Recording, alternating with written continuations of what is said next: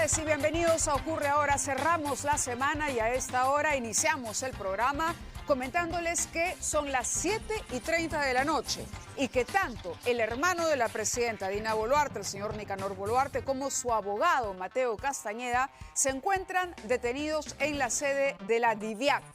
¿Cuál es la situación de las dos personas más cercanas a la presidenta de la República? De eso vamos a hablar en unos instantes con amplia información que tenemos para ustedes y además vamos a estar en vivo en Palacio de Gobierno, donde se acaba de pronunciar el vocero de la presidenta, que ha descartado que la presidenta Boluarte vaya a renunciar.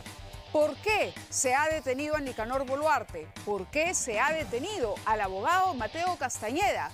Pues sin duda las implicancias están detalladas en un informe amplio que ha presentado la Fiscalía y que el Poder Judicial finalmente dio el visto bueno para el allanamiento de varios inmuebles y la detención de ambos dentro de un grupo de 8 personas. La detención es por 10 días. Ninguno de los implicados estará comunicado con el otro.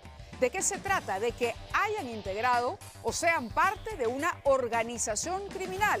Una organización criminal que, por ejemplo, se valió de la cercanía, en el caso de Boluarte, de la cercanía con su hermana, en una suerte de poder de facto, debido a que era el hermano de la presidenta, para nombrar prefectos y subprefectos o utilizar las prefecturas para la recolección de firmas en la conformación de su partido.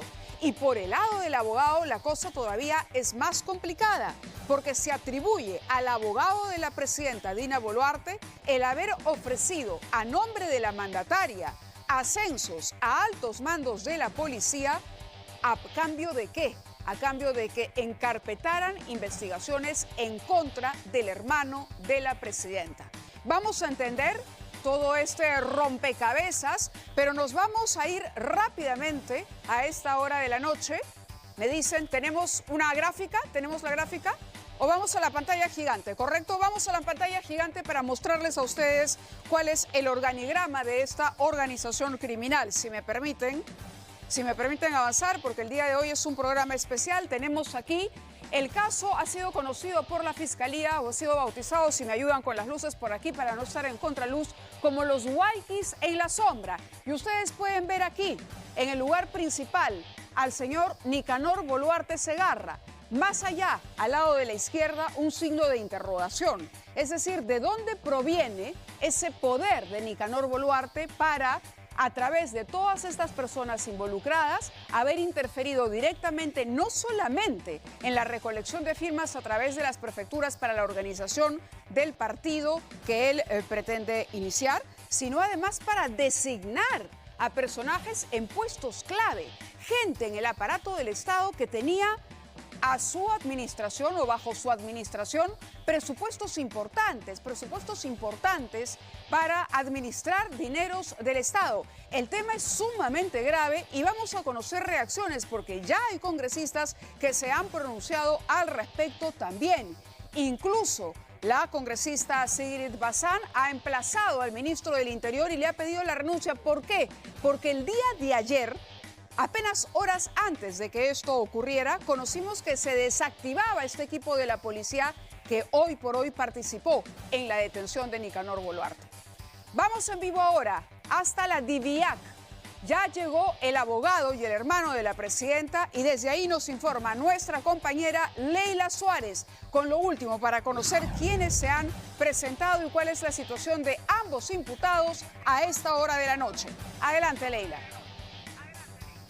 ¿Qué tal, Mávila? Buenas noches. Así es, estamos en estos momentos a los exteriores de la prefectura. Comentarte que hace unos minutos nada más, el señor Mateo Castañeda, él llegó ya a promediar de las 6:48 de la tarde hasta este lugar y hace unos minutos ha sido trasladado desde el lugar donde estacionó el vehículo hasta la parte de la carceleta, precisamente de aquí de la prefectura. Él ya se encuentra entonces en la carceleta de esta división policial, estaba enmarrocado, estaba cubriéndose incluso con una manta las manos para que no se pudiera ver las esposas.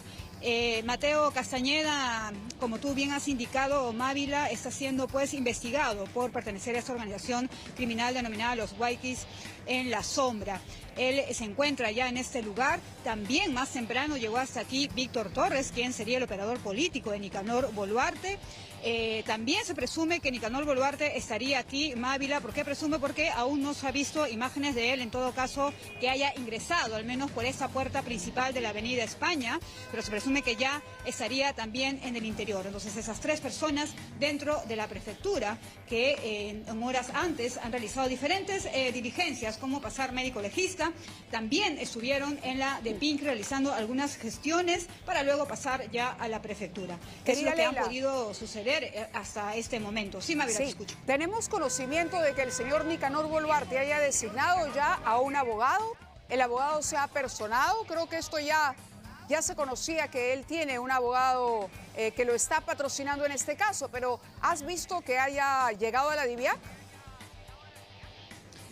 No hemos visto a ningún abogado que haya salido o se haya personado en ese lugar, dando cuenta de que es la defensa del señor Castañeda. Quien sí salió fue el fiscal a cargo precisamente de esas diligencias, quien hizo su retiro y tuvo unas breves palabras, declaraciones a la prensa, simplemente indicando las diligencias que se habían realizado durante la tarde en la casa del señor Castañeda, para luego pasar a Medicina Legal de Pincri y luego hasta aquí a la prefectura. Se espera que mañana continúen incluso estas diligencias en cuanto a identificación, control de identidad, es lo que ha dicho. De acuerdo. Se espera la citación del juez a cargo y bueno, ellos van a tener que permanecer aquí los 10 días de detención preliminar que hay en su contra, y pasados estos 10 días, si no se llega a las investigaciones que están requiriendo las autoridades, podría incluso pedirse una prisión preventiva. Una prisión preventiva. Los delitos de los que acusa la Fiscalía al señor Nicanor Boluarte podrían, en caso de ser corroborados, llevarlo a una sentencia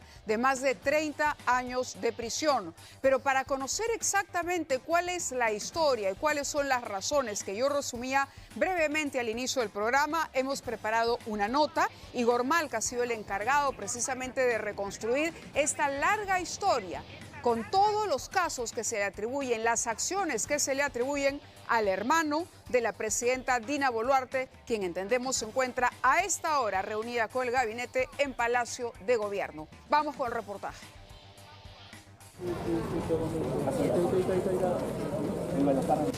La mascarilla no podía ser más explícita, camuflaje para una guerra sin cuartel y con prisioneros. Señor Boluarte, ¿qué le decimos al público? Una batalla que ha incluido escudos humanos para proteger a Nicanor Boluarte de los hombres armados con cámaras de video y foto. Así se iba, detenido durante al menos 10 días el hermano de la presidenta de la República en medio de la operación Valquiria Jericó. Poco antes su hermana se pronunciaba sin abordar directamente el asunto. No nos vamos a distraer con asuntos menores. Creemos en la justicia del país. Creemos en la razonabilidad de los que administran la justicia del país. Integrantes del equipo especial de fiscales contra la corrupción del poder y agentes de la DIVIAC allanaron la vivienda de Boluarte en San Borja desde el amanecer. Él es indicado como cabecilla de una organización criminal, los Huayquis en la sombra, una que incluye al abogado de la presidenta, Mateo Castañeda, también detenido. Lo que está sucediendo aquí es una fricción ya mayor, ¿no? Una lucha, una pelea entre el sistema judicial y el poder ejecutivo. Según las autoridades, la presunta organización usó el poder de facto otorgado por su hermana y habría instrumentalizado el aparato estatal, prefecturas y subprefecturas para beneficio propio. Por un lado, la presunta organización habría obtenido dádivas económicas con la designación de estos funcionarios políticos, representantes del Ejecutivo. Por otro, los habrían obligado a recabar fichas de afiliación para la inscripción del partido político Ciudadanos por el Perú, vinculado al hermano de la mandataria. Genera preocupación porque estaría pues involucrado en actos de corrupción, él y el abogado de la presidenta, y realmente ojalá que el Ministerio Público haga un trabajo transparente. La operación se realizó horas después de que el gobierno desactivara la unidad de policías que apoyaba al EFICOP, el mismo que le pisaba los talones al hermano de Dina Boluarte. Realmente para mí esta es una situación ya de acabose, y la forma como ayer actuó el gobierno, en este caso el régimen, es de dictadura. El cerco a Nicanor Boluarte se estrechaba cada vez más. Era cuestión de tiempo que el Poder Judicial diera luz verde a la detención solicitada por la Fiscalía. Al parecer, por eso, la decisión sobre la unidad policial. Y es que una versión periodística apunta a que la jefa de Estado llamó al jefe de la DIVIAC, el coronel Franco Moreno, y lo invitó a Palacio el martes pasado. La presidenta habría buscado indagar sobre las investigaciones a su hermano y a su abogado. Según la misma información, Moreno no cedió a la presión y se marchó. En total, 8 personas de las 22 investigadas fueron detenidas. Se ordenó el allanamiento y descerraje de más de una veintena de inmuebles. En la víspera, el ministro del Interior anunció investigaciones y medidas legales contra los creadores del brazo policial del EFICOP. La Fiscalía, por contra, ha respondido con otro inicio de indagaciones precisamente a los funcionarios implicados en la desactivación de la unidad policial. Hay entonces batallas para rato. Un panorama complejo el que enfrenta nuestro país. Hay 4 hechos que se atribuyen a Nicanor Boluarte: influencias ilícitas para la designación de subprefectos en la región San Martín para recolectar firmas para la afiliación a su partido político Ciudadanos por el Perú. Otro, influencias ilícitas de Nicanor Boluarte a través de Víctor Hugo Torres Merino para la designación en diversas entidades del Estado, como el programa Caliguarme y Provías descentralizado en el Ministerio de Transportes y Comunicaciones. Además, influencias ilícitas en la designación de subprefectos en otros departamentos también del país para lo mismo, recolección de firmas para el partido político. Y finalmente, actos de corrupción en coordinación con Mateo Castañeda para neutralizar las investigaciones contra Nicanor Boluarte. Pero, ¿qué hay con el abogado de la presidenta? Porque el primer informe de Igor que les hemos presentado habla de la situación en este momento en la que se encuentra el hermano. Pero el abogado de la presidenta también sería parte de esta organización criminal. ¿Por qué? ¿Qué hizo el abogado para que el juez considerara que el pedido de la Fiscalía merecía ser atendido y dispusiera su detención? Aquí va el informe. Mi amigo Wilfredo Oscorima, mi guayqui, mi hermano. No solo sin querer puso el nombre, de alguna manera entrevió lo que pasaría con su entorno. El responsable de esa demora es el doctor Mateo Castañeda. No solo de una demora en el caso Rolex, Mateo Castañeda sería el protector legal de la presunta red criminal que encabezaría a su hermano Nicanor. Y es que según las autoridades, el letrado habría intentado captar a integrantes del EFICOP y a los agentes que lo apoyan para neutralizar las investigaciones al hermano de la mandataria, ofreciéndoles beneficios indebidos. El objetivo era lograr la continuidad del poder en una eventual contienda electoral.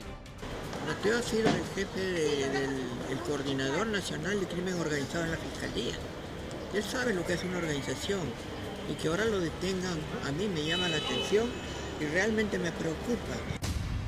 Al parecer, el abogado habría ofrecido ascensos a policías que investigan a altos funcionarios, a cambio, por supuesto, del archivo de las pesquisas contra el hermano de la mandataria. Porque se habla de una asociación ilícita, luego se habla de una organización criminal, y todos sabemos, señoría, que este término viene siendo mal utilizado últimamente en el Perú. Las autoridades aseguran tener en su poder audios y chats como estos que confirmarían la trama. Según la acusación, el 9 de febrero Castañeda se acercó al agente encubierto denominado Carlos. También habría tratado de hacer lo mismo con el propio Harvey Colchado. A este lo habría contactado el 12 de marzo y 2 días después, el 14, se habrían reunido en una cevichería de Miraflores, un lugar neutral según las conversaciones. Ese día estalló el caso Rolex. Al parecer, Castañeda daba cuenta de que la reserva estaba a su nombre. Colchado no habría aceptado trato alguno y luego vendrían las represalias. Según la tesis fiscal, Tina Boluarte instrumentalizaba todo con la policía para neutralizar las acciones contra su hermano. Según un testimonio, ella habría dado órdenes expresas de buscarle la sinrazón, la falta para que se abran procesos administrativos al coronel Colchado y lo tumben. Y creo que aquí el emplazamiento directo tiene que venir a las bancadas que la han venido sosteniendo este tiempo. Si están dispuestos a que la señora Boluarte permanezca en el poder con toda esta cantidad de evidencias que dan cuenta de una flagrante, desde mi punto de vista, obstrucción a la justicia. El abogado habría dicho en todo momento que representaba a la presidenta de la República. Uno de los ascensos a general que habría propuesto era al coronel Walter Lozano de la DIVIAC. Todo se habría diseñado a principios de año y los resultados son golpes y contragolpes en un juego de nunca acabar. A esta hora de la noche ya está listo Igor Malca desde Palacio de Gobierno para contarnos lo que viene ocurriendo ahí. La presidenta ha guardado silencio. Apenas durante una actividad por la mañana dijo que su gobierno no se detendría en asuntos menores, en clara alusión con lo que había ocurrido.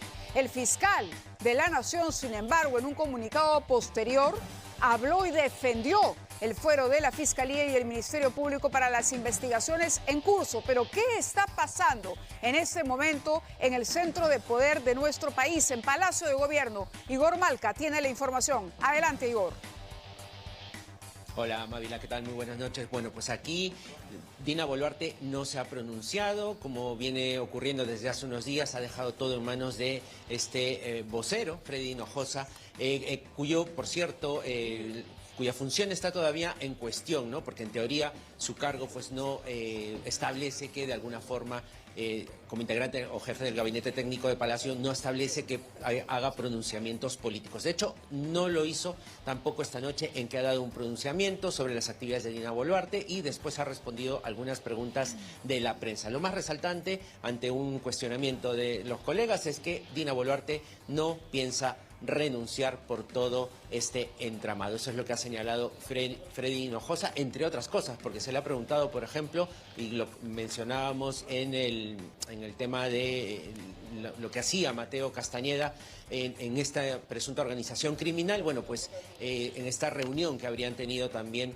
con el señor Franco Moreno, el jefe de la DIVIAC, el martes pasado, bueno, pues él ha dicho que no se debe generar suspicacia, que todo ha sido transparente, pero se le ha tenido que repreguntar sobre el tema de fondo, para qué se reunieron, y ha dicho que en temas institucionales no ha querido ahondar, pero bueno, ahí está la sospecha, la suspicacia, que todo tenía que ver con lo que ha ocurrido el día de hoy en esta operación Valquiria Jericó Mávila. Así es, Igor, te pido por favor que te mantengas en contacto para revisar juntos las veces en que la presidenta Boluarte, ya desde hace algún tiempo, cuando aparecían los primeros indicios sobre comportamientos extraños de su hermano, irregulares, por decirlo menos, salió en su defensa. Vamos a recordar, por ejemplo, lo que dijo la presidenta el 6 de noviembre del año 2023. Esto es con relación a una serie de reuniones sospechosas que se atribuían al señor Nicanor Boluarte. Anoche, en un medio de televisión, tocaron el nombre de uno de mi familia, que dice, lo vienen siguiendo desde marzo hasta hace unos días. Yo supongo que lo siguen siguiendo. ¿Y qué han encontrado desde marzo hasta hace unos días? Que lo han visitado en el día de su cumpleaños. La persona, el familiar a quien mencionaron anoche, no trabaja para el Estado. Y él está en su total libertad de recibir, discúlpenme el término criollo, a quien se le pegue la gana. Es su cumpleaños. Vamos ahora al siguiente, Igor. Recordarás tú esa declaración de la presidenta que en su momento causó sorpresa por los términos que utilizaba ella y la manera en que salía a defender a su hermano. Tenemos una segunda declaración, porque ya se hablaba, por ejemplo, de la influencia de Nicanor Boluarte en ciertas designaciones, como por ejemplo en el Instituto Peruano del Deporte, donde se ha dicho tenía amplia influencia. El 17 de enero de 2024, esto dijo la mandataria.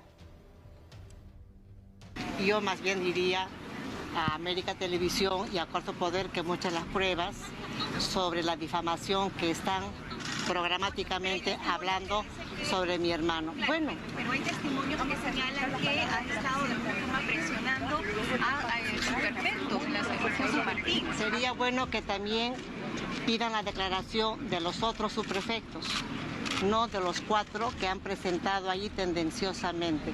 No voy a hablar más al respecto. Está la Fiscalía que investigue y que llegue a la verdad de los hechos. Lo que sí puedo decir es que dejen de difamar a mi hermano, que él no está participando en absolutamente nada.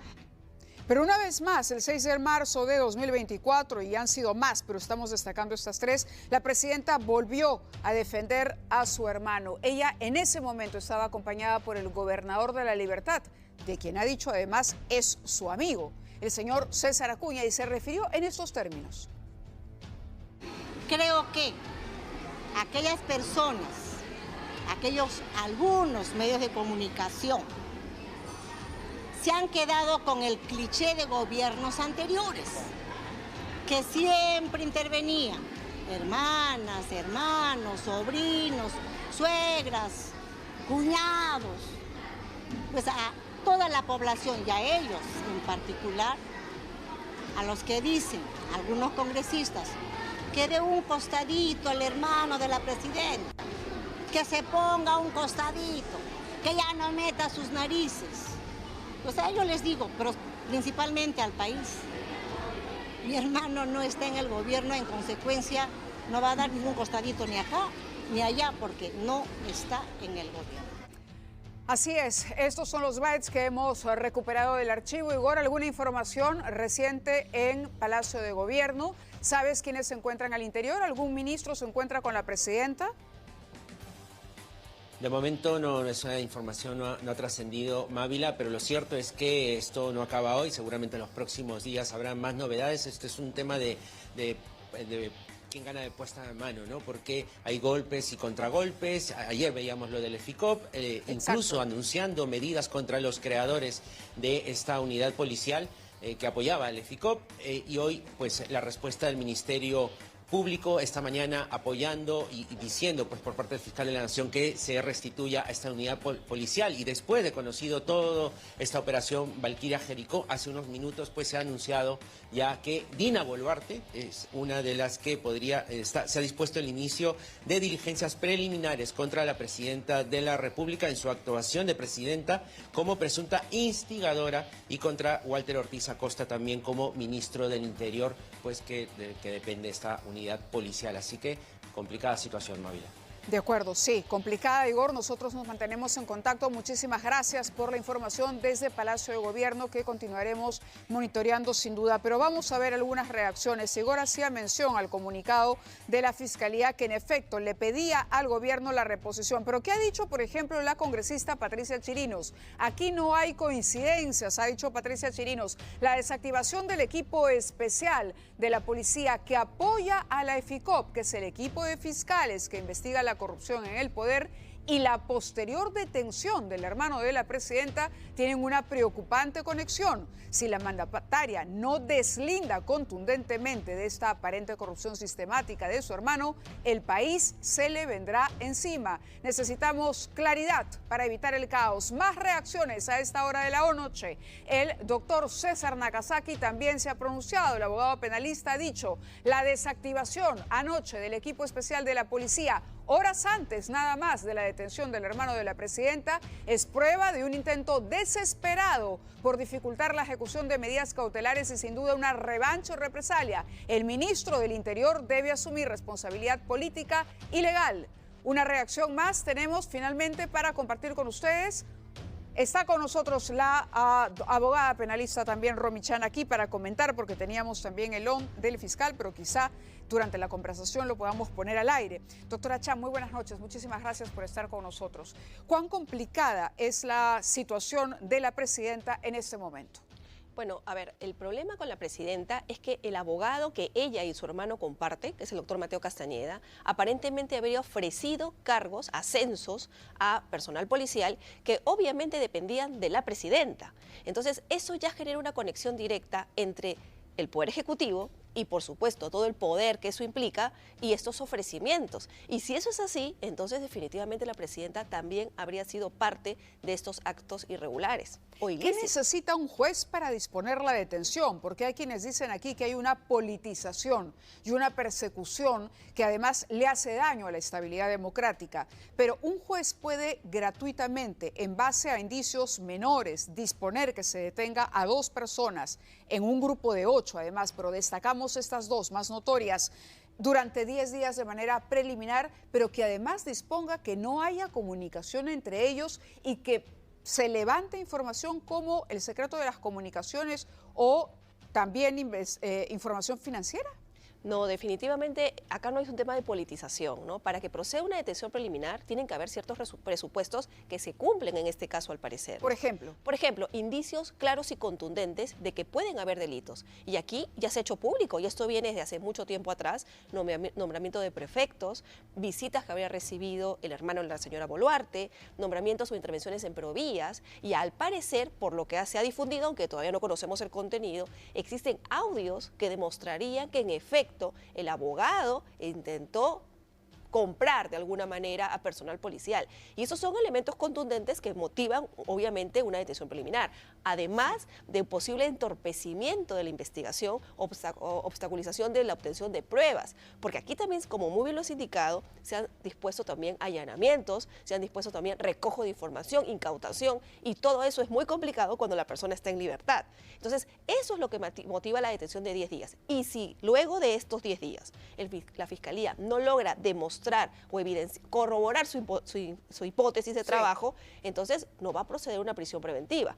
¿No? Lo que pasa es que, claro, los fiscales saben que cuando piden la detención preliminar ya tienen la bandera con el tiempo abajo y normalmente lo hacen porque ya están muy seguros de que cuentan con casi todo para que la prisión preventiva proceda. Hay un hecho concreto que ha llamado poderosamente la atención por la notoriedad de los personajes que están comprometidos, que es el abogado de la presidenta Mateo Castañeda y el propio coronel Harvey Colchado, a quien se le convoca en una cevichería. Es un establecimiento público. Es más, cuando uno revisa el documento, uno encuentra hasta el voucher con el pago hecho por Mateo Castañeda. No hay duda que hubo una reunión entre el abogado de la presidenta y un oficial que estaba además trabajando directamente con la fiscal que investigaba al hermano de la presidenta. Entonces, esa reunión tiene que ser aclarada, qué es lo que se dijo y qué se ofreció. A partir de ahí, estos son los chats, por ejemplo, entre el doctor Mateo Castañeda y en ese momento Harvey Colchado, quien sería el agente René, porque habría jugado el papel de un oficial encubierto. ¿Cuál habría sido la estrategia de Colchado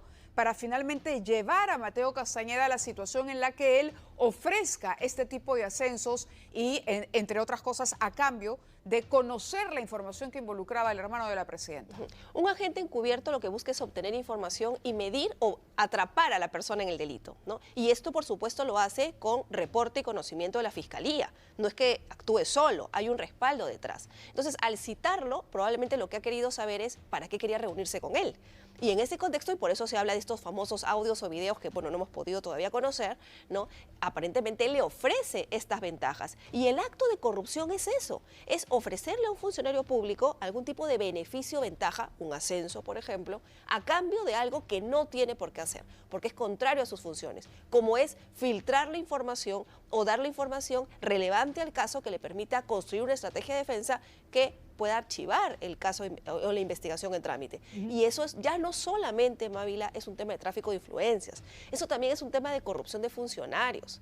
Y ahí es donde viene la parte delicada para la presidenta, que dicho sea de paso tiene el mismo abogado que el hermano, ¿no? O sea, tan separados no están como ellos tratan de hacer notar, ¿no? Claro. Y ahora, esto es todo en el marco legal, o sea, no se ha hecho nada fuera de la ley.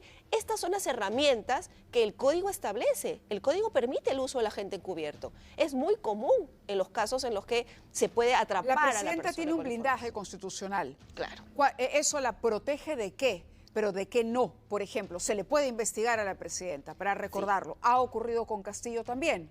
Sí, y también con Boluarte en el tema de las muertes, por ejemplo. O sea, se le puede investigar. Lo que no se puede hacer es acusarla. Porque si la investigación prospera y se encuentran vínculos, conexiones entre los hechos ilícitos, entonces allí va a tener la Fiscalía de la Nación que presentar una denuncia constitucional al Congreso y nuevamente pedir el levantamiento de la inmunidad, ¿no? Ahora, ojo, la relevancia del tema de la detención de Mateo Castañeda también tiene que darse en un marco, y eso es importante tomarlo en cuenta, en el que la Fiscalía suele utilizar esta estrategia pues, de la detención para conseguir colaboradores eficaces. Me queda clarísimo que con el hermano de la presidenta no tiene mayor sentido hablar de colaboración para la Fiscalía porque es uno de los líderes en la organización. Sí. Pero el doctor Castañeda está en otro supuesto. Y no nos extrañaría que a lo mejor él sí contase esta información y ahí sí tendríamos un caso sólido contra la presidenta de la República y, por supuesto, una investigación paralela que ya tendría que hacer la Fiscalía de la Sería Nación. más difícil para Nicanor Boluarte acogerse a la colaboración eficaz, pero Mateo Castañeda sí podría hacerlo y eso sería lo que estaría buscando la Fiscalía. Es lo más probable, ¿no? Y por eso esta detención, que como bien dices, no es que vaya sobre humo. Hay elementos que lo vinculan, ¿no? Y si están los audios así de claros como se han manifestado públicamente, entonces la defensa del señor Castañeda también va a tener que evaluar qué es lo que más le conviene. De acuerdo. Ahora, es interesante porque tenemos una línea de tiempo para ver de qué manera la presidenta incluso podría haber interferido en la investigación de la Fiscalía, es decir, podría haber incluso cometido el delito de obstrucción a la justicia, entendiendo esta línea de tiempo. Vayamos con los datos, por favor. Tenemos con el 7 de mayo, el 7 de mayo está ahí en la pantalla, la presidenta llama, ¿no?, al señor Franco Moreno Panta, es el jefe de la DIVIAC, ese es general, coronel Franco Moreno Panta, correcto, el jefe de la DIVIAC que acude a Palacio de Gobierno el 7 de mayo del 2024, tiene una reunión particular, pero se reúne, aparece el nombre de Freddy Hernán Hinojosa Angulo, el vocero de la Presidencia de la República, desde las 8:55 hasta las 10:22, hora con 22 minutos. Pero ¿qué pasa? ¿Qué es lo que habría ocurrido ahí? Aparentemente, el vocero de la presidenta, en este caso, si nos atenemos a lo que aparece, o la presidenta, que es el trascendido, le habría pedido información al jefe de la DIVIAC. ¿El jefe de la DIVIAC podía asistir a Palacio de Gobierno sin conocimiento del comandante general? No, no debería, ¿no? Porque si bien la presidenta es la jefa de las Fuerzas Armadas y de la Policía Nacional y de todo lo que podamos imaginarnos, hay un respeto interno en la institución. Entonces, para acudir, no puede saltarse al jefe. Tiene que comunicarle que le están haciendo un llamado. De acuerdo. Vayamos al 9 de mayo, apenas 2 días después. ¿Qué es lo que ocurrió? El Ministerio del Interior le quita el apoyo policial al equipo especial, que es la noticia de la que dábamos cuenta anoche. De pronto se dejaba sin efecto una resolución que creaba este equipo de la policía que apoya al equipo especial de fiscales contra la corrupción en el poder, arguyendo que había una duplicidad de funciones. ¿Cuál es el detalle a notar? Que esto ocurre 2 años después de la creación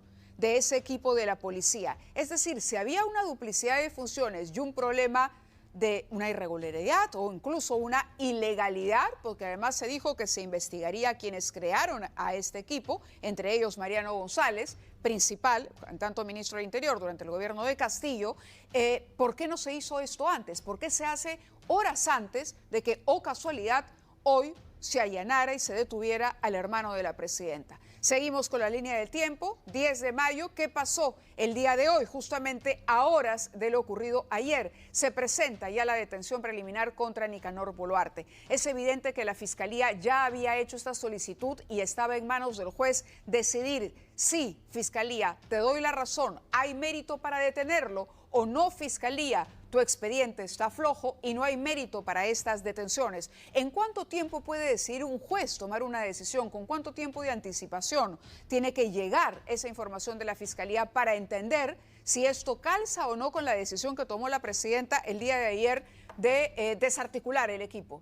No, debe hacerlo de manera inmediata, porque se entiende que la detención preliminar implica una urgencia, ¿no?, en la necesidad de la detención. Sin embargo, yo creo que más que mirar el tiempo que el juez se demoró, lo que habría que ver es el tiempo en el que se enteró el Ejecutivo de que la Fiscalía estaba realizando este pedido, ¿no? Porque por ahí sí hay una coincidencia en las fechas. Ahora, lo cierto, Mávila, es que es bastante ingenuo pensar que la desactivación del equipo, ¿no?, va a impedir una detención, porque la Policía Nacional es una. Y la pero Fiscalía, habría sido el objetivo. Tal vez sí, pero si es así, caramba, o sea, realmente no hay estrategia alguna ni siquiera en esa defensa. Es un movimiento muy poco inteligente. Uno, porque ya se ha generado otra investigación adicional que busca justamente saber qué fue lo que pasó y por qué esta entrevista y conversación en Palacio del jefe de la DIVIAC. Y por otro lado, porque la Policía Nacional va a actuar siempre a requerimiento de la Fiscalía. Si la Fiscalía hace el pedido, cualquier policía en principio tiene la obligación de atenderlo. Entonces, no necesitas al equipo.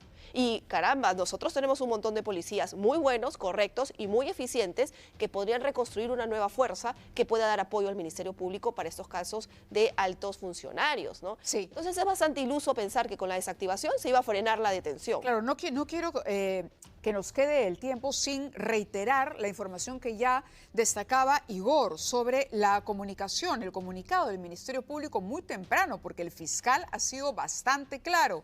Y tenemos un byte del fiscal, pero leemos este comunicado. La Fiscalía de la Nación informa a la ciudadanía que viene evaluando indicios de presunta comisión de delitos por parte de altos funcionarios señalados en el artículo 99 de la Constitución Política. Dice, en la dación de la resolución expedida por el ministro del Interior, Walter Ortiz, dicha normativa difundida anoche por la cual se desactiva este equipo especial de apoyo al EFICOP de la Policía Nacional de Perú, alega duplicidad de funciones y luego irregularidades en su creación debido a que tendrían relación con el auto de detención preliminar, es decir, establece que hay una relación entre lo que ocurre anoche y lo que ocurre hoy y por lo tanto inicia las investigaciones. Es el anuncio formal del Ministerio Público. Tenemos el byte del fiscal de la Nación. Hoy tengo que iniciar mi intervención para levantar la voz del Ministerio Público en absoluto rechazo a las acciones del gobierno que a través del Ministerio del Interior, el día de ayer en la noche, mediante resolución ministerial 610-2024, ha desactivado el equipo especial de apoyo al equipo especial de fiscales contra la corrupción del poder, EFICOP, bajo el argumento de una supuesta duplicidad de funciones en la División de Investigación de Alta Complejidad de la Policía Nacional, o una creación irregular, pero la ejecución de una medida judicial en la mañana de hoy nos ha permitido comprender que existen motivos para considerar que podría haber indicios de alguna conducta delictiva que el despacho a mi cargo ya está evaluando en defensa de la legalidad. De acuerdo, ¿qué es lo que sigue ahora? Porque me imagino que los abogados de ambos van a apelar la decisión. Me imagino que sí, ¿no? Yo creo que acá hay un juego de estrategia que el Ministerio Público está siguiendo. Si el jefe de la DIVIAC también iba como agente encubierto, porque eso no lo sabemos, y el abogado Mateo Castañeda, que en este momento está con detención, calzan en la declaración de que en efecto desde el Ejecutivo venían realizándose acciones para dificultar las investigaciones, claramente la presidenta ahí no va a poder escapar a esa responsabilidad y se va a tener que armar una investigación. Claro, lamentablemente un poco frenada por este velo protector que ella tiene, que es el antejuicio, ¿no? Pero que la complicaría muchísimo. Correcto, pero ¿podría la Fiscalía llegar a presentar una denuncia constitucional contra la presidenta Boluarte que deje en manos del Congreso el destino de la presidenta? Sí, por supuesto, como lo ha hecho ya con el tema de las muertes y como podría hacerlo también con el otro caso de los Rolex. O sea, tiene el panorama muy complicado. Y a eso, Mávila, hay que recordar también que ella tiene el tema del partido, porque ella era la tesorera del partido, en donde no tiene inmunidad pendiente de trámite.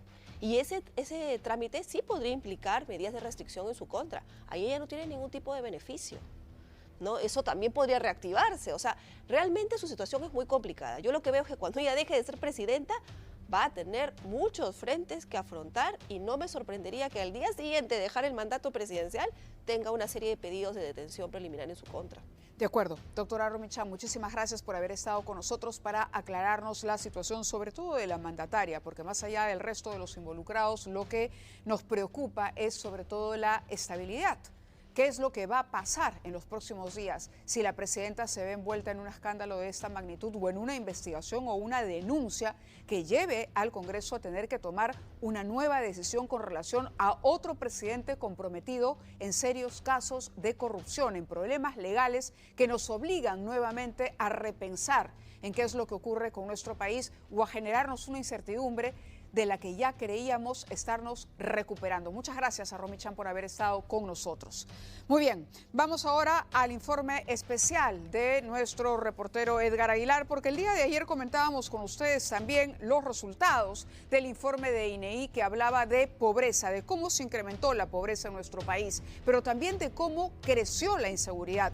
Hemos retrocedido en materia de lucha contra la inseguridad al año 2017. Los peruanos vivimos atemorizados. Salimos de la calle, subimos al auto, subimos las lunas los que manejamos y andamos con miedo a cada quien que se acerca. El que camina, camina con el celular escondido. Esto se ha convertido en parte de nuestras vidas y Edgar lo demuestra en su nota. ¿Me puede decir la hora? En el Perú, preguntar la hora te hace sospechoso. Comenzó a correr, ¿eh? A ver, ven. Está corriendo. Mira, regresa a mirar. Regresa a mirar, claro. Un carro polarizado es sinónimo de peligro. ¿Ves? Mira de reojo. Síguela. Está mirando de reojo, ¿ves? ¿Ves? Se fue corriendo. Ahí nomás. Ven uno. Según el INEI, hemos retrocedido casi 7 años en la lucha contra la inseguridad y nadie hace nada.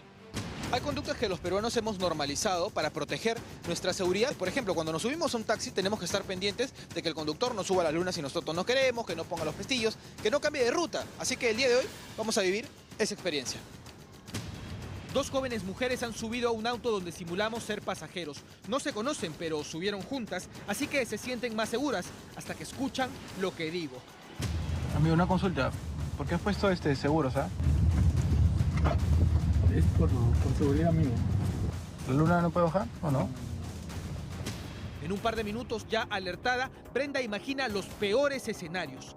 Me pusiste esa alerta. Fue como que mi reacción, ¿por qué preguntas eso, no? Ya lo de la luna dije, bueno, normal, pero qué raro. Dije, ¿por qué pregunto? O sea, sí me pusiste como que me quedé pensando y dije que en cualquier semáforo me bajaba.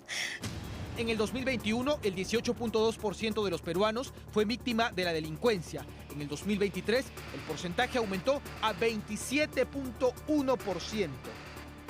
Hola, ¿tienes hora? 11 y 12. 11 y 12. Gracias. Esta joven se sentó en un parque mientras esperaba a sus padres, pero este breve encuentro la embargó de temor. Se paró, caminó rápido y se acercó a un grupo de personas. Hemos visto que te has movido del lugar desde allá para acá. ¿Hay alguna razón específica? No, sino es que como me preguntó la hora, dije, como lo vi dando vueltas, sospechoso y pues me dio miedito y... Los mayores de 15 años son los más afectados. ¿Me puede decir la hora? Esta otra estudiante no esperó tanto como la primera. Comenzó a correr desesperada, volteando a ver si el hombre que le había pedido la hora la seguía. ¿Te asustaste cuando te pidió la hora? Claro que sí. Bueno, nosotros nos sentimos expuestos completamente porque como alumnos que estamos aquí podemos estar dando vueltas o podemos estar caminando en la calle y pues en algún momento estamos expuestos a que nos puedan jalar. ¿Y el serenazgo, la policía por acá? La verdad es que yo estudio aquí ya bastante tiempo y no he visto por esta zona bastante. Si un auto nos sigue, nuestro sistema nervioso enciende todas las alarmas. Miramos de reojo y presos del miedo, reaccionamos, cada quien a su manera. Yo noté que te asustaste cuando viste el carro polarizado. Sí, porque va a velocidad lenta y uno está caminando. ¿Normalmente suele salir así solamente con tu celular? Sí. ¿Por qué? Porque no me quiten las cosas.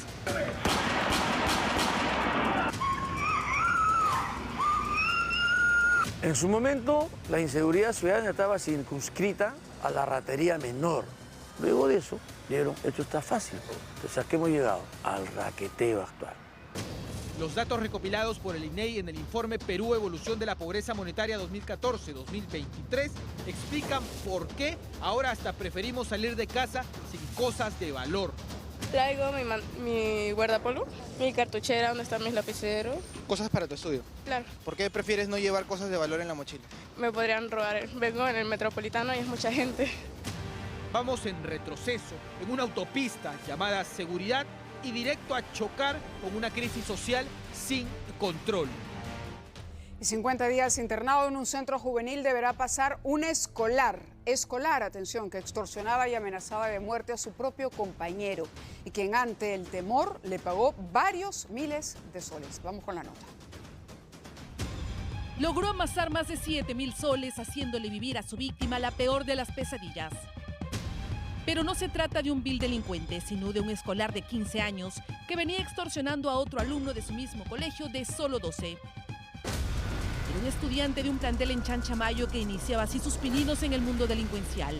Para ello habría creado falsos perfiles de WhatsApp adquiridos de manera ilegal y comenzó a amenazar de muerte a su compañero, exigiéndole primero 2.000 soles a cambio de no atentar contra él y su familia, dinero con el que se habría comprado celulares y otros bienes.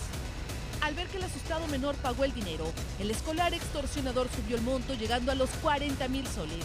Es por ello que la víctima alertó de lo ocurrido y se pudo atrapar al mal colegial durante la hora de recreo. Ante las evidencias, la Fiscalía Provincial de Familia ordenó el internamiento del acusado por 50 días en un centro juvenil de Huancayo, donde recibirá tratamiento psicológico junto a sus padres, que no alertaron a tiempo de la mala conducta de su hijo. Increíble que un jovencito dentro de un colegio extorsione a su propio compañero. Y un depravado fue sorprendido escondido en un baño de colegio de mujeres, acechando a las menores con un celular. Este sujeto se hizo pasar como padre de familia. Veamos los detalles. ¡Asqueroso! ¡Cochino! ¿No tienes hijos?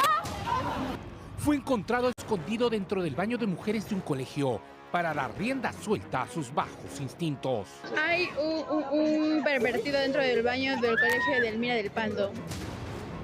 Un sujeto fue descubierto en los servicios higiénicos del colegio de Elmira del Pando en Ate, con un celular con el que aparentemente habría estado grabando a las colegialas, cambiándose en el baño sin que ellas se dieran cuenta.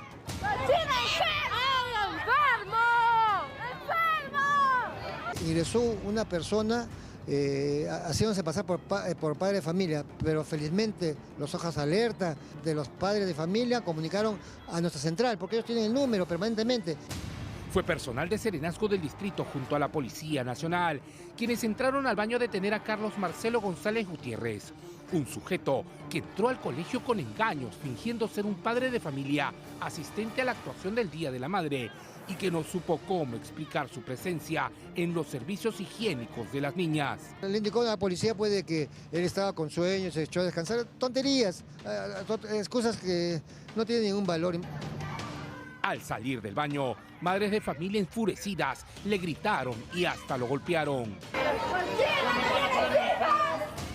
La verdad, un poco desilusionada porque nuestras hijas corren peligro. Habrá que pedir al director y a la comisaría que nos apoye constantemente, aunque sé que en las mañanas vienen ellos a apoyar, pero definitivamente faltaría más apoyo, ¿no? El general Javier Ábalos, gerente de Seguridad Ciudadana de ATE, señaló que los colegios deben mejorar sus protocolos de seguridad para evitar incidentes como estos. Así como hoy día hubo este tipo de filmaciones, mañana puede ser una violación o puede ser un secuestro. El sujeto, que tiene antecedentes por actos contra el pudor, fue trasladado a la comisaría de ATE para las investigaciones.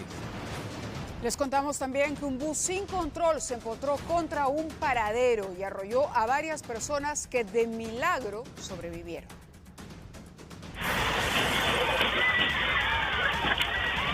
Los gritos daban cuenta de la tragedia. El fuerte impacto provocó que los cables y esta cámara retumben. Desde otro ángulo, se aprecia a este bus desplazarse por la vía auxiliar de la Panamericana Norte en Ancón. Al parecer, intentó recoger a un pasajero, pero algo falló y terminó por impactar contra un poste. Bajada de billetera, compañero, miren. Se trata de un bus que cubre la ruta Ancón-Abancay. Por no poder controlar la unidad, esta terminó arrollando a una mujer, además de una vendedora de canchita y a su pequeño hijo. El ómnibus se ha llevado 2 postes. ¿Estaba con su bebé? Sí, la señora que vendía cancha estaba con su bebé, pero la que fue afectada estaba esperando el carro. Ella es donde se fue contra la pared porque se golpeó la cabeza y la pierna. Sin embargo, la unidad es caserita y no respetar las normas de tránsito. En su haber, tiene 12 papeletas con un acumulado que supera los 6.000 soles en multas impagas. Muchas de estas sanciones son por no cumplir las señales de tránsito y también por recoger pasajeros en paraderos no autorizados. La bajada está desde arriba, desde Hogar, y el carro viene sin parar. Afortunadamente no se registraron víctimas que lamentar y el conductor fue trasladado a la comisaría de Villa Los Reyes para someterse a las diligencias de ley. Y en Piura, los injertos de Tambo Grande fueron detenidos en momentos en que iban a asaltar una fábrica de cítricos. Los delincuentes tenían el croquis, nada menos, de la empresa Autos y Motocicletas que utilizaron para consumar el delito. La policía los interceptó y los capturó. Se les encontró además una granada de guerra, así como armas de fuego, municiones, pasamontañas y 6 teléfonos celulares. Vamos ahora a Tumbes. Los empleados de un grifo fueron asaltados. Para este delito emplearon armas de fuego y se movilizaron en una motocicleta los delincuentes. 2 sujetos que se hicieron pasar como clientes sorprendieron a quienes estaban trabajando en el local y los despojaron de las ganancias del día. Luego del asalto, la policía detuvo a uno de los implicados que obviamente negó los cargos.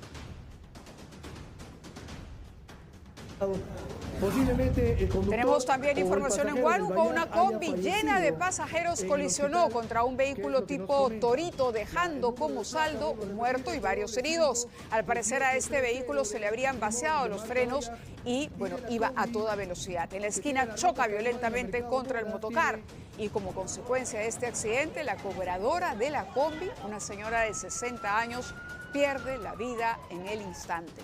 Varios heridos, entre ellos uno de gravedad, han sido trasladados al hospital Hermilio Valdizán.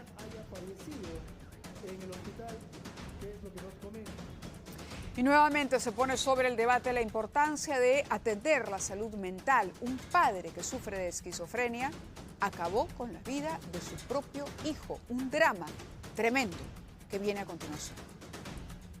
Alá es el paraíso. Alá, Alá, Alá. Alá. Un problema de salud mental desató la tragedia. Alá nos une, Alá nos una.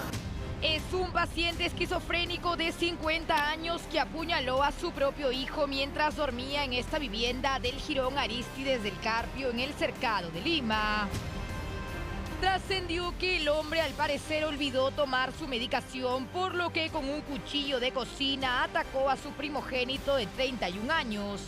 Según dijo, acatando una orden de Alá. Alá, Alá, Alá, Alá. Alá es el verdadero y único creador de todo. Su nuera y su madre también fueron víctimas de su arrebato. A la primera le hizo un corte en la pierna y a la segunda la golpeó en el rostro. Agentes de la policía llegaron al lugar de los hechos y detuvieron a este paciente psiquiátrico que se encontraba fuera de control y que tenía rastros de sangre en su polo. Mientras las agraviadas fueron trasladadas a una clínica cercana. Un nuevo caso de salud mental que no fue controlado a tiempo y que ocasionó la muerte de un inocente joven a manos de su padre, quien ha sido trasladado a la de Pincri del distrito para el desarrollo de las investigaciones. Alá es el paraíso, Alá. Vamos ahora en vivo con Igor Malca porque él nos anunciaba ya que hay movimiento en Palacio de Gobierno. Aparentemente hay por lo menos 2 ministros que han llegado hasta Palacio de Gobierno. Igor, adelante. Así es, Mávila. Bueno, en realidad ahora mismo hay 3 integrantes del gabinete dentro de Palacio de Gobierno. 2 de ellos se marcharon y han tenido que regresar. Los motivos no se han explicado, pero son Julio de Martini del MIDIS y también Morgan Quero de la cartera de Educación. Y quien está adentro con ellos es el ministro de Justicia y Derechos Humanos, Eduardo Arana. Los motivos de momento no han trascendido, pero continúan pues reunidos aquí, se estima, pues con la presidenta Dina Boluarte. Mávila. Igor, estamos hablando de los ministros a quienes se atribuye mayor cercanía a la presidenta. Es el ministro de Justicia, el ministro de Inclusión Social y el tercero, si nos recuerdas, es... Morgan Quero, que precisamente de él Educación. Había trabajado antes Claro. aquí en Palacio de Gobierno, y Educación, así es. Claro, que es el círculo más cercano dentro del gabinete. ¿Qué se sabe de Gustavo Adriancén, el presidente del Consejo de Ministros? Tampoco ha dicho nada sobre lo que ha ocurrido el día de hoy, ni la detención del hermano de la presidenta. Hemos escuchado al vocero, pero no al presidente del Consejo de Ministros. Así es, quien es, por cierto, según la Constitución, el portavoz oficial del gobierno, pero como bien señalas, no ha dicho nada en torno a esta crisis y tampoco se ha trascendido mayor actividad por parte del jefe del gabinete. Pero vamos a estar en todo caso atentos aquí en Palacio. Por supuesto, claro que sí. Más temprano seguramente tú también tomabas conocimiento de las declaraciones del ministro de Salud, que sí salió a defender a la presidenta, pero no tenemos todavía una impresión completa de que todo el gabinete esté en este momento difícil para la mandataria apoyándola.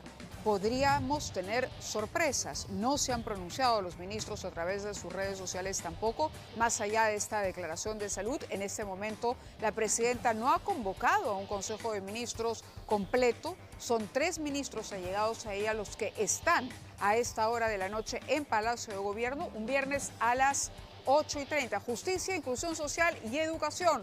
Pero de los demás todavía no tenemos ninguna información, menos aún, y lo que causa además preocupación, de Gustavo Adriancén, el jefe del gabinete. Igor, te agradecemos la comunicación y estamos, por supuesto, siempre pendientes de lo que ocurra en la Casa de Gobierno.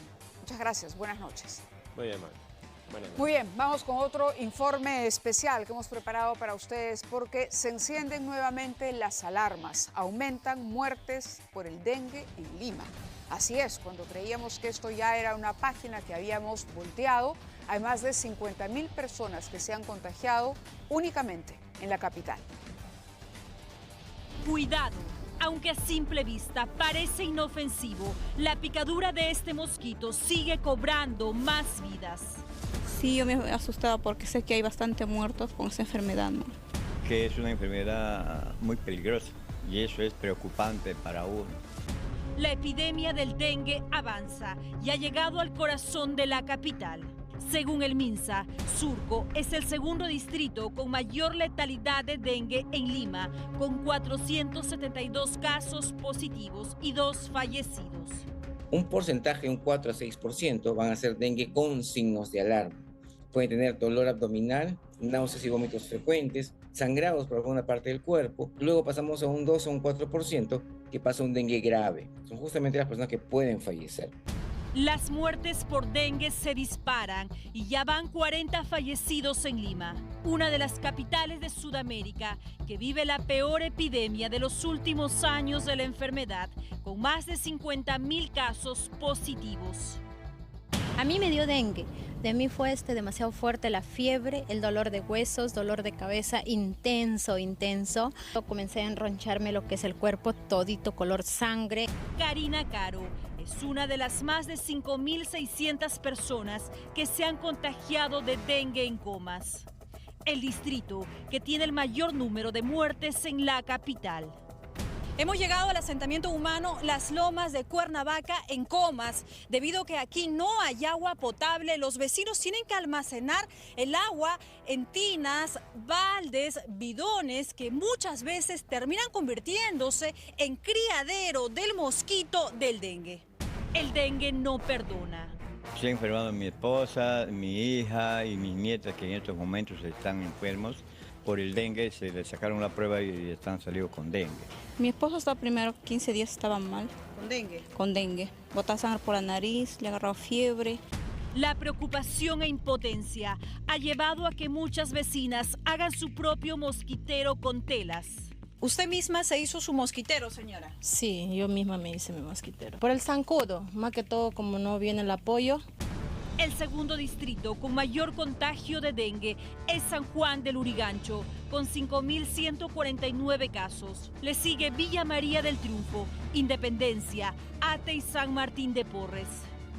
En medio de estas alarmantes cifras, la Contraloría advirtió que el Hospital Sergio Bernales de Coyique no cuenta con recursos para cubrir la necesidad de control en el incremento de casos de brote de dengue. El Hospital Sergio Bernales, me fui a las 2 de la mañana porque ya no soportaba la picazón del cuerpo, estaba con fiebre y picazones. Me dijeron que ya me estaba pasando el dengue y que ya no me preocupe y me mandaron a mi casa. No me dieron ningún tratamiento, nada. En peor condición se encuentra el Hospital Cayetano Heredia. La Contraloría también advirtió que los pacientes con dengue en el área de emergencia no cuentan con mosquiteros, poniendo en riesgo a las demás personas que acuden al centro de salud. El Hospital Aurelio Díaz de San Juan del Lurigancho tampoco tiene mosquiteros y mallas en las ventanas, ni siquiera le aplican repelente a los pacientes con dengue, según el ente regulador. Una situación preocupante que contribuye a que los contagios de dengue continúen disparándose. Bueno, la situación continúa grave y de eso se trata. Cuando nosotros hacemos desde aquí alguna crítica al gobierno, lo hacemos pensando justamente en las personas, en los peruanos que necesitan recibir esa ayuda, no solo ayuda, sino es obligación, una responsabilidad del Estado. La lucha contra el dengue no debería detenerse, no porque haya pasado la temporada de calor. La falta de agua es, por ejemplo, un síntoma claro de cómo no hemos podido todavía cerrar esa brecha, que es parte, por supuesto, y un indicador importantísimo en la determinación de un país y la diferencia entre un país pobre y un país rico. Les contamos ahora, además, que un bus se ha incendiado en el paradero Las Viñas, esto en la avenida Circunvalación. Miren ustedes las imágenes, de pronto el vehículo comenzó a arder. Indican que llamaron a los bomberos, pero ante la demora de los efectivos de Serenazgo del distrito de San Luis con una cisterna con la que estaban regando las áreas verdes, se pudo apagar el fuego. Los pasajeros salieron, gracias a Dios, a tiempo. No hemos tenido víctimas que lamentar. Las personas que estaban en los alrededores registraron estas imágenes sobre la riesgosa ocurrencia. La cisterna tenía que venir, los bomberos hasta ahorita, si no fueran por los áreas verdes de San Luis y los serenos de San Luis, no se apagaba ese ómnibus. De la línea Viñas en San Luis. Mira qué horrible. Vamos llegando así al final de una edición especial de Ocurre Ahora. Ustedes han visto, hemos dedicado un amplio bloque a la situación política de nuestro país porque nos preocupa. Ojalá no tuviéramos que dar información de este tipo, ojalá no tuviéramos que decir todos los días que hay un hecho que coloca a la presidenta de la República al borde, en una situación de riesgo, y que esto podría generar inestabilidad. Nadie quiere inestabilidad para el Perú, estamos hartos los peruanos de ello, pero lo que no podemos hacer es cerrar los ojos. Si hay actos de corrupción, pues hay que denunciarlos.